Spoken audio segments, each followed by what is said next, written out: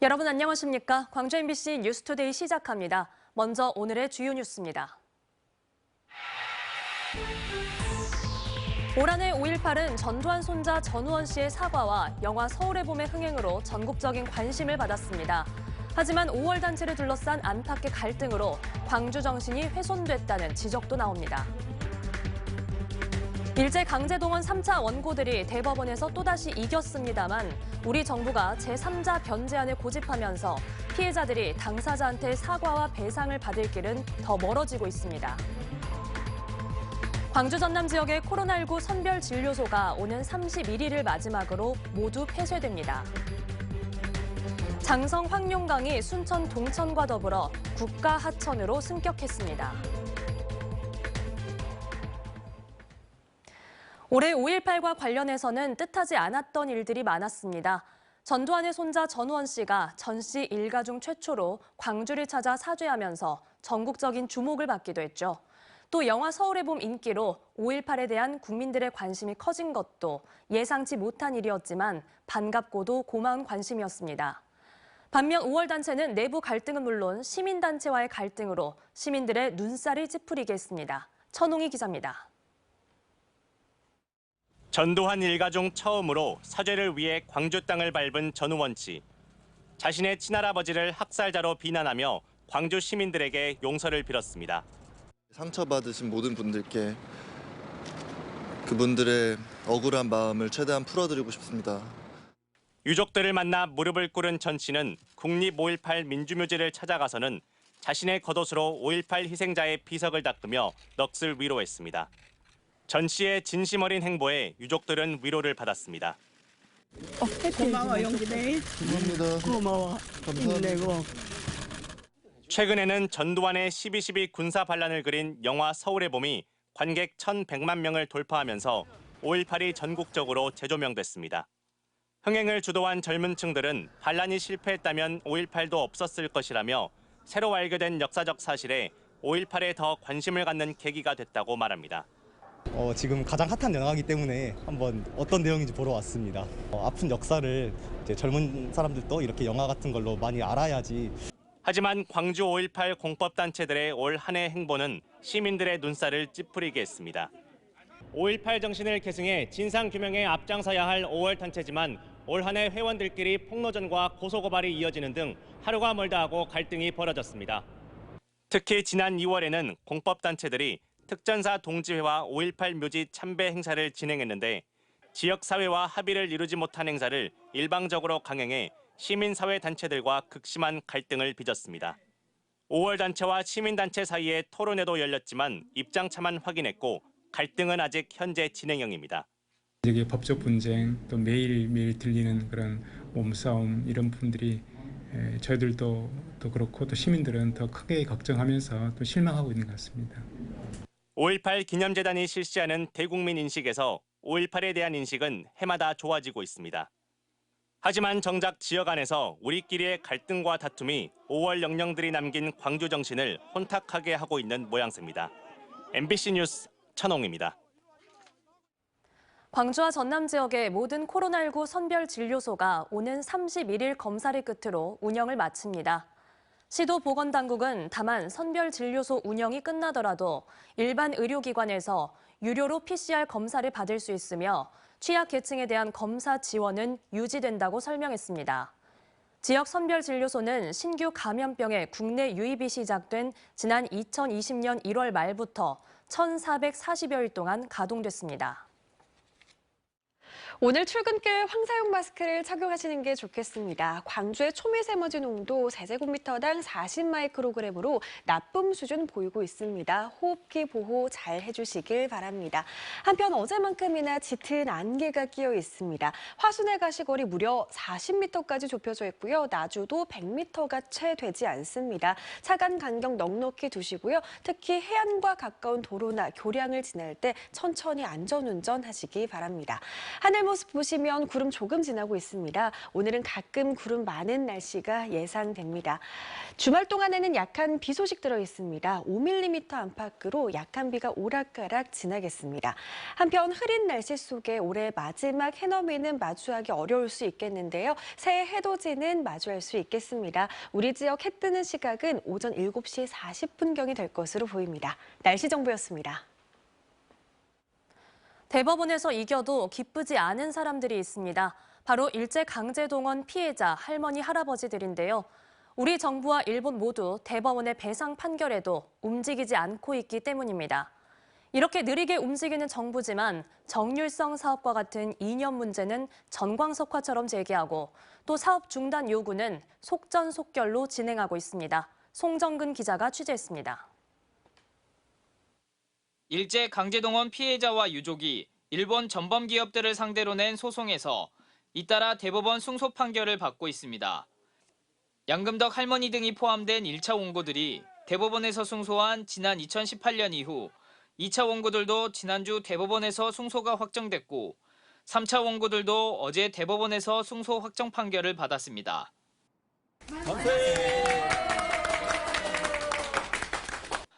하지만 90살 안팎의 할머니, 할아버지 원고들은 승소 확정 판결이 기쁘지 않습니다. 대법원이 배상 판결을 내렸지만 일본 기업만큼이나 우리 정부가 못마땅하기 때문입니다. 재판 과정에서 우리 외교부가 대법원에 천천히 재판해달라는 공문을 보내서 논란이 되기도 했고 대법원 확정 판결 이후에는 일본 전범 기업 대신 한국 기업의 돈으로 배상금을 대신 내주겠다는 이른바 제3자 변제안을 들고 나와 속을 상하게 했습니다. 심지어 우리 정부가 배상금이라며 공탁을 시도하다 피해자의 의사에 반환 공탁은 불가하다며 법원의 제지를 받기도 했습니다. 미쓰비시한테 재판했는데 그게 뭔 소리로? 재판의 당사자가 누굽니까? 당사자한테 받아야죠. 피해자를 돕는 단체는 우리 정부가 한일 관계에 치중한 나머지 강제동원 피해 어르신들이 돌아가기만을 기다리는 것 아닌지 의심된다고 목소리를 높일 정도입니다. 일본 정부나 미쓰비시로부터도 받아보지 못한 수모, 모욕, 배신감 같은 것 이것을 지금 우리 정부로부터 느끼고 있는 것 아닙니까? 일제 강제동원 피해자 문제에는 이처럼 소극적인 정부지만 이와는 다르게 무섭게 속도를 내고 있는 현안도 있습니다. 박민식 보훈부 장관이 지난 8월 자신의 SNS에 정일성의 북한과 중국에서의 행적을 거론하며 광주시가 조성 중인 정일성 역사공원 사업을 직을 걸고 막겠다고 하면서 때 아닌 이념 논쟁에 광주가 휘말려든 것입니다. 지금 와서 이제 문제를 삼냐라고 하는데 제가 아는 바로 현재까지 대한민국 국민 99%가 또 광주 시민 99%가 정률성의 실체를 몰랐습니다. 보수 언론이 연일 비판 기사를 싣고 이에 맞춰 보수단체가 집회를 열면서 정부는 광주시에 사업 철회와 정률성 명칭 변경 등을 요구하고 나섰습니다. 광주시가 20년 넘게 추진해왔던 사업이지만 불과 50일 만에 사업 철회 공고를 받기에 이르렀습니다. 박민식 장관이 쏘아올린 정율성 논란에 지지하는 측과 비판하는 측이 각각 목소리를 내면서 당초 우려대로 서로 편을 갈라 목소리를 높이는 일이 현실화되고 말았습니다. 즉각 철회하라! 정율성 사업에 대한 이념 논쟁을 즉각 중단하라! 장관직을 걸고 정율성 사업을 맡겠다던 박민식 장관은 총선에 출마하겠다며 스스로 장관직에서 내려왔습니다. MBC 뉴스 송정근입니다. 광주 민간공원 특례 사업인 중앙일지구 사업과 관련해 사업자가 분양 방식을 후분양에서 선분양으로 바꾸려는 움직임이 일자 시민단체가 반발하고 나섰습니다. 광주 경실련은 어제 성명을 내고 지난 2021년 후분양 결정 당시는 물론 최근 선분양 변경 전망 모두 높은 분양가를 유지하려는 민간 사업자의 꼼수라며 광주시가 선분양 전환을 허용한다면 파격적인 공공기여를 내놔야 할 것이라고 주장했습니다. 이에 대해 광주시는 최근 사업자가 선후 분양 상황을 모두 가정한 총사업비 변경안을 제출해 타당성 검증 용역이 진행 중이라며 최종 분양 방식은 검증 용역이 완료된 후에 결정될 것이라고 설명했습니다. 어제 오후 7시쯤 광주 서구 치평동 김대중 컨벤션센터에서 길이 17m, 폭 5m 규모의 콘서트 무대 장치가 무너져 내려 무대 설치 작업을 하던 25살 고모 씨가 머리를 다치는 등 작업자 4명이 다쳤습니다. 경찰은 콘서트 준비 기간이 촉박해 안전진단을 받지 못하고 무대 설계를 변경했다는 공사 관계자들의 진술을 토대로 정확한 사고 경위를 조사하고 있습니다.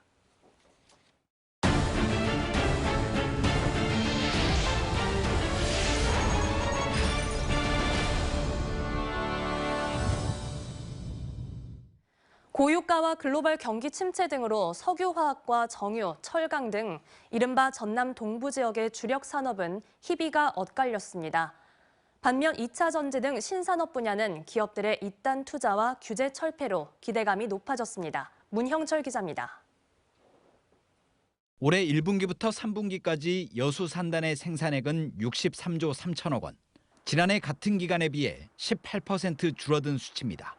수출액도 18% 감소한 241억 달러에 그쳤습니다. 중국발 과잉 공급과 가격 하락 등 여러 악재로 석유화학 업체들의 영업이익이 많게는 60% 넘게 떨어졌고 일부 공장은 재가동이 미뤄지며 매각설이 나오기도 했습니다. 수요 시장의 경색 국면은 생각보다 굉장히 장기화되어져 있어서 범용 석유화학 소재를 생산한 부분은 기대보다 많이 실적이 좋지 않았다. 반면 정유업체는 고유가와 정제 마진 상승의 영향으로 실적 반전에 성공했고 철강업체는 글로벌 경기 침체 속에서도 2조 원 이상의 영업이익을 거뒀습니다. 지역 주력 산업들의 희비가 엇갈린 가운데 신산업에 대한 투자는 지속됐습니다. 율촌 산단에 양극재 생산에 필요한 수산화 리튬 공장이 착공하거나 가동에 들어갔고 폐배터리 재활용 공장까지 들어서면서 2차 전지 밸류 체인의 틀이 마련됐습니다. 양극재, 전구체, 리튬, 니켈, 리사이클링 등 지속적인 투자를 통해 2차 전지 설사업 대표 기업으로 이어 지난 10월에는 기업 투자에 발목을 잡았던 광양 동호안 부지의 규제가 풀리고 4조 4천억 원 규모의 신규 투자 계획까지 발표됐습니다. 2차 전지에 대한 부분에 대한 개발처 특구 공모 선정에는 많은 이점이 있다고 생각하고 이와 함께 한화 에어로스페이스가 율촌 산단에 500억 원 규모의 단조립장 건립 계획을 확정하면서 우주 항공 산업에 대한 기대감도 더욱 높아진 한 해였습니다. MBC 뉴스 문형철입니다. 내년 말 순천 부전 간 경전선 완공을 앞두고 광양시가 발주했던 KTX 광양역 정차를 위한 연구 용역 결과가 나왔습니다. 지역 간 형평성과 경제성 검토 등 여러 측면에서 타당성이 있는 걸로 나왔는데요. 앞으로 범광양시 차원의 대정부 건의와 설득이 중요한 과제가 될 전망입니다. 최우식 기자가 보도합니다.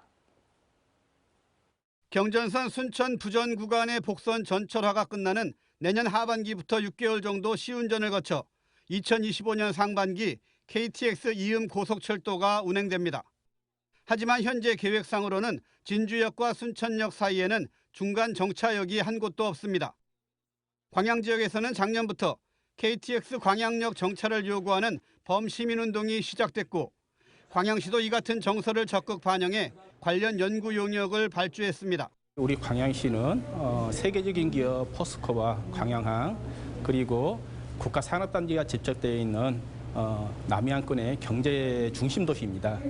따라서 수도권과 부산 등의 대규모 도시와 경제활동 교류가 활발하기 때문에 어느 지역보다도 빠른 교통수단이 절실히 필요한 지역이었습니다.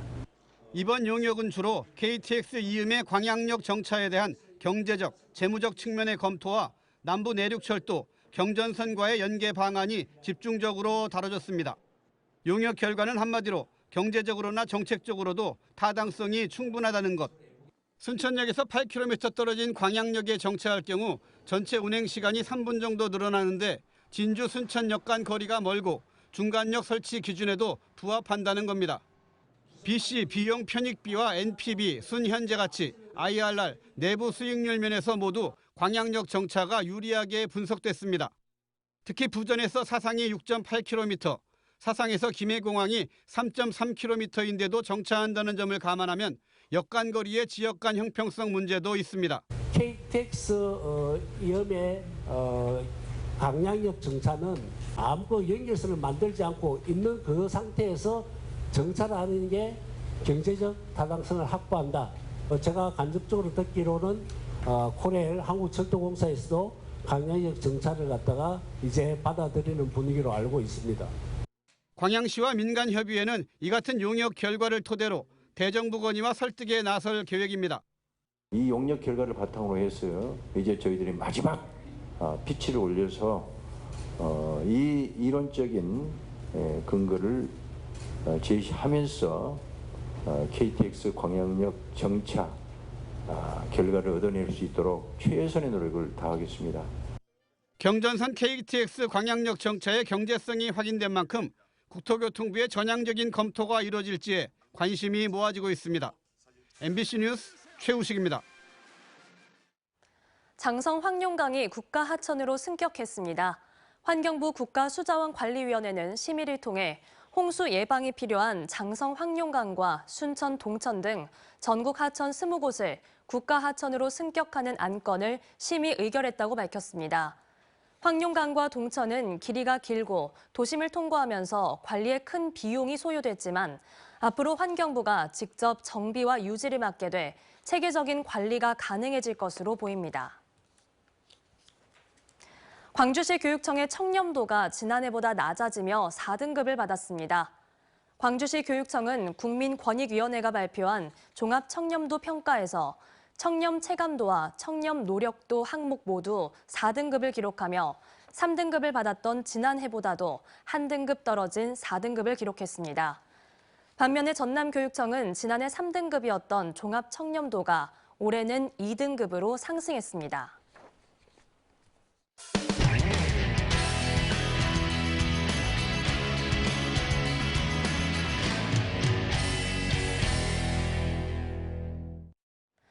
부산은 이른바 돌려차기 사건으로 시끄러웠습니다. 이 돌려차기 사건의 피해자 김진주 씨는 범죄 피해 경험자로서 다른 피해자들을 돕고 지원하는 삶을 살고 있다고 합니다. 부산문화방송 김윤아 기자입니다. 지난해 5월 귀가하던 김진주 씨는 모르는 남성에게 무차별 폭행을 당했습니다. 평소와 다를 것 없던 어느 날 밤, 한순간에 부산 돌려차기 사건의 피해자가 됐습니다. 이틀 뒤 의식은 돌아왔지만 뇌신경을 다쳐 오른쪽 다리가 마비됐습니다. 더 큰 고통은 그 이후였습니다. 누군가 뒤따라오지 않을까, 보복 혹은 2차 가해를 입지 않을까, 정신적인 고통은 24시간 내내 김 씨를 옥죄었습니다. 피해자에게는 아무 잘못이 없다라는 게 정말 초반에는 당연하다라는 얘기를 했지만 잊게 되더라고요. 계속 나에게 원인을 찾게 되고 내가 그때 그 시간에 왜 있었을까? 내가 이때 왜 이랬을까? 계속 자기한테 잘못을 찾거든요. 강력범죄 피해자들은 하루아침에 장애가 생기기도 하고 한꺼번에 집과 가족을 잃기도 합니다. 피해자들이 온전하게 일상으로 다시 돌아가기 위해서는 범죄 그 후가 중요합니다. 시민들의 분노와 비판, 피해자들의 연대는 범죄 피해자 보호라는 사각지대에 조명을 비췄습니다. 해마다 250명씩 찾는 부산 범죄 피해자 지원센터 햇살. 피해자들은 이곳에서 치료부터 심리 상담, 주거와 생계비 지원을 받고 있습니다. 후원금은 매년 500만 원 수준에 그치고 있습니다. 하지만 시민들의 관심으로 지자체들도 내년부터 예산 지원을 늘리기로 했습니다. 범죄 피해자는 아무 잘못이 없지 않습니까? 이게 지원이나 도움이 아니고 범죄 피해자들의 권리인데. 법과 제도도 피해자 중심으로 바뀌어가고 있습니다. 재판 기록 열람을 위한 민사소송 과정에서 피해자 신원이 노출된다는 비판 속에 신변 보호가 필요한 강력범죄의 경우 원칙적으로 재판 기록 열람을 허용하기로 했습니다. 경제적으로 어려운 범죄 피해자들을 위해 국선 변호인 지원도 강화하기로 했습니다. 피해자가 이렇게 직접 얘기를 하면 고쳐지는구나를 보여주는 것 같아서 감사하고, 고쳐지는 환경이 오는 게 사실은 굉장히 치유가 빨리 되는 것 같고. 사건 1년 반이 지난 현재 진주 씨는 피해자로 남기보다 경험자가 되기로 했습니다. 피해자 지원과 치료법을 한 곳에 모아 알리는 온라인 플랫폼을 만들고 피해자의 시선을 담은 책도 출간을 앞두고 있습니다. 남들을 도울 수 있는 위치에 있다는 게 얼마나 가치 있는지, 그리고 이분들이 그냥 제가 존재하는 것만으로도 굉장히 위로가 많이 된다라고 하시더라고요. 범죄 피해자는 범죄 피해 상황에서 빨리 벗어나 인간의 존엄성을 보장받을 권리가 있다. 우리 법이 규정하고 있는 피해자의 권리입니다. 살인과 강도, 강간 등 강력범죄 발생 건수는 해마다 30만 건. 피해자 가족 같은 간접 피해자까지 합치면 그 수는 가늠하기 어려울 정도입니다. 이들이 다시 온전한 일상을 살아가기 위해 우리 사회의 위로와 연대의 손길이 필요합니다. MBC 뉴스 김윤아입니다. 강원도 정선군에서는 농촌마을 주민들의 상수원이 제설제로 뒤덮인 소동이 벌어졌습니다. 벌목업체가 목재를 나르려고 눈이 얼어붙은 임도에 염화칼슘을 뿌리면서 일어난 일입니다. MBC 강원 영동 김형우 기자가 취재했습니다. 정선군 가리왕산 휴양림 인근의 계곡. 얼마 전 내린 눈에 임도 곳곳이 얼었는데 출입이 통제된 산 중턱에 눈이나 얼음을 볼 수 없는 임도가 나타납니다. 자세히 보니 제설제인 염화칼슘을 뿌렸습니다. 계곡을 따라 있는 임도에는 이렇게 제설제가 뿌려져 있는데 경사로에는 소금으로 보이는 것들이 이렇게 그대로 남아 있습니다. 첩첩산중에 제설제를 뿌린 건 빙판길이 된 임도를 차량으로 이동한 벌목 업체였습니다. 나무는 언제 최근에 날랐는지요? 최근 끝난 것 같은데 한 3, 4일 전인 것 같은데요? 그런데 이곳은 산림 정화구역이면서 마을 상수도 취수구역이라 오염 행위를 금지하고 있습니다. 제설제 염화칼슘은 계곡물로 유입될 수 있고 생태계에도 악영향을 줍니다. 실제로 제설제가 뿌려진 곳에서 1km 아래 취수장은 이 마을 300여 가구에 식수를 공급하고 있습니다. 주민들의 걱정은 커지고 있지만 문제는 임도에 관한 제설제 사용에 특별한 규정이 없다는 겁니다. 국유림관리소는 벌목업체에서 제설제를 제거해 원상복구했다며 재발 방지를 위해 현장 점검을 강화하겠다고 밝혔습니다. 안전 사고가 많이 이제 이슈가 되다 보니까 그렇게 이제 보는 거고 하여튼 저희 앞으로 관리 감독만 조절해서 이제 같은 일이 벌어지지 않도록 하여튼 주의하겠습니다. 한편 정선군은 해당 구역이 마을의 취수원이긴 해도 상수원 보호구역으로 지정돼 있지 않고 직접적인 오염원 유입이 확인되지 않았다며 취수장 수질에는 이상이 없다고 밝혔습니다. 이번 사건을 계기로 임도의 제설제 사용 규정과 지침을 마련해야 한다는 지적이 제기되고 있습니다. MBC 뉴스 김용호입니다. 전주에서는 연말이면 주민센터에 거액을 놓고 사라지는 얼굴 없는 천사가 올해도 찾아왔다고 합니다. 지난 2000년을 시작으로 올해까지 24년째 기부한 돈만 9억 원이 넘습니다. 전주문화방송 정자영 기자가 보도합니다.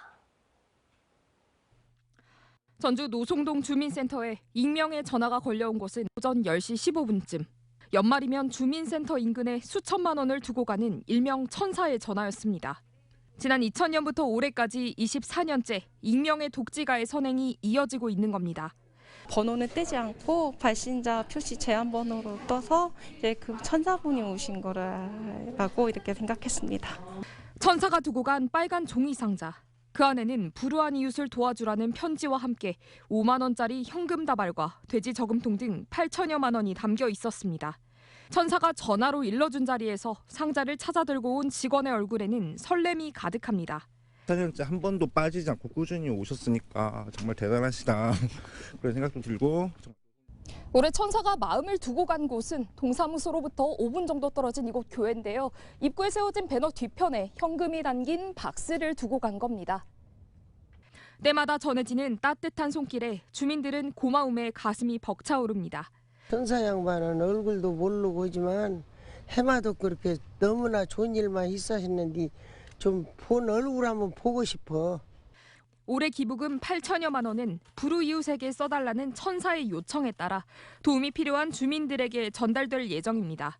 천사님의 메시지가 아까 불우이웃들에게 응원을 드리는 불우이웃 돕기로 쓰시라고 메모를 남겨주셔서 우리 관내의 불우이웃을 위해서 쓸 예정입니다.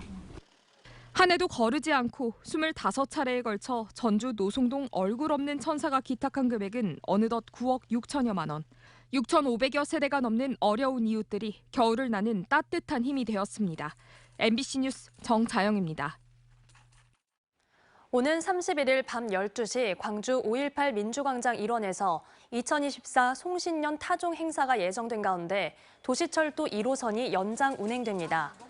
광주교통공사는 타종식에 참여하는 시민들의 편의를 위해 문화전당역 기준으로 1일 0시 30분과 1시 등 2차례에 걸쳐 소태와 평동 양방향으로 각각 추가 열차를 투입하겠다고 밝혔습니다. 또한 교통공사는 당일 문화전당역에서 선착순 1,000명의 승객에게 핫팩을 나누어주는 행사를 마련합니다. 다음은 희망 2024 나눔 캠페인에 성금을 보내주신 분들입니다.